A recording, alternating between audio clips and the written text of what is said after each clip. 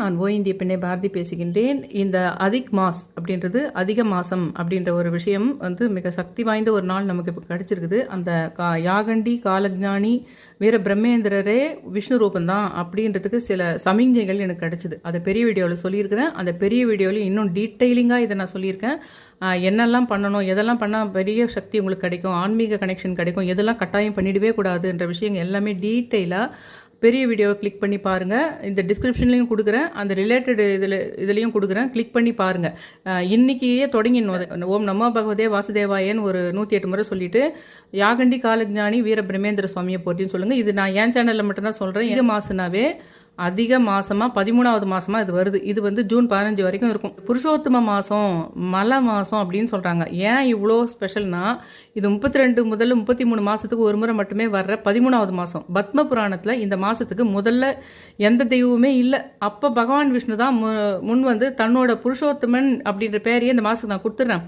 அதனால இந்த 30 நாளில் என்னை என்னென்ன கும்பிடணுமோ ஆன்மீக விஷயங்கள்லாம் நான் பண்ணிட்டீங்கன்னா அது உங்களுக்கு பல மடங்கு அள்ளி கொடுக்குற விஷயமா மாறிடும். உங்கள் வாழ்க்கையை ரீசெட் பண்ணுற மாதிரி ஆகிடும். இந்த 30 நாளில் அந்த யூனிவர்ஸோட எனர்ஜி எப்படி இருக்கும்னா மெட்டீரியலைஸ்டாக இருக்காது. உங்களுடைய ஸ்பிரிச்சுவல் அலைன்மெண்ட்டுக்கு அது ஒரு பட்டன் மாதிரி மாறிடும். அதனால் இந்த 5 விஷயத்தை கண்டிப்பாக நீங்கள் தவிர்க்கணும். சுபகாரியங்கள் பண்ணக்கூடாது, கல்யாணம் பண்ணக்கூடாது, நிச்சயதார்த்தம் பண்ணக்கூடாது, குழந்தைக்கு மொட்டை அடிக்கக்கூடாது. இதெல்லாம் கம்ப்ளீட்டாக ஸ்டாப் பண்ணணும். வேறு வழியே இல்லைன்னா தான். அதே மாதிரி கிரகப்பிரவேசம் வேணாம், புது வீடு குடி போகிறதும் வேணாம், புது வீடு கட்டுறதை ஆரம்பிக்கிறது எதுவுமே இந்த அடுத்த அமாவாசை 15ஆம் தேதி வரைக்கும் நான் சொல்கிறது. புது பிஸ்னஸும் ஸ்டார்ட் பண்ணக்கூடாது. எதனா மேஜர் பிஸ்னஸ் கான்ட்ராக்ட்ஸில் சைன் பண்ணுறது, இந்த புது வெஞ்சர் எதுவுமே ஆரம்பிக்கிறது நல்லதில்லை. ஆனால் விஷ்ணுவை கும்பிட்ற விஷயத்தில் மட்டும் கான்சன்ட்ரேட் பண்ணால் போதும். அடுத்த மாதம் வரைக்கும் வெயிட் பண்ணுங்கள்.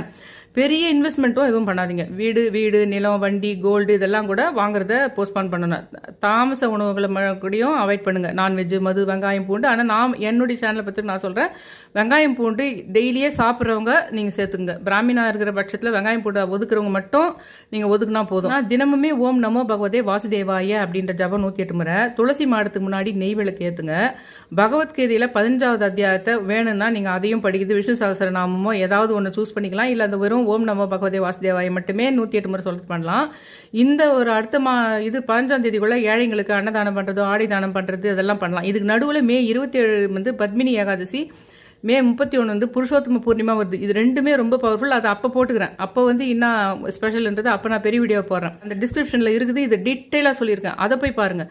இது கண்டிப்பாக உங்கள் வாழ்க்கையே மாற்றும். ஆனால் நான் சொல்கிற மாதிரி அந்த யாகண்டி காலஜானி வீர பிரம்மேந்திர சுவாமியை போற்றியும் 11 முறை சொல்லிவிடுங்க. அப்படியே என் சேனலை சப்ஸ்கிரைப் பண்ணுங்கள், ஷேர் பண்ணுங்கள். அந்த லிங்க்கை கிளிக் பண்ணி பெரிய வீடியோவை பாருங்கள்.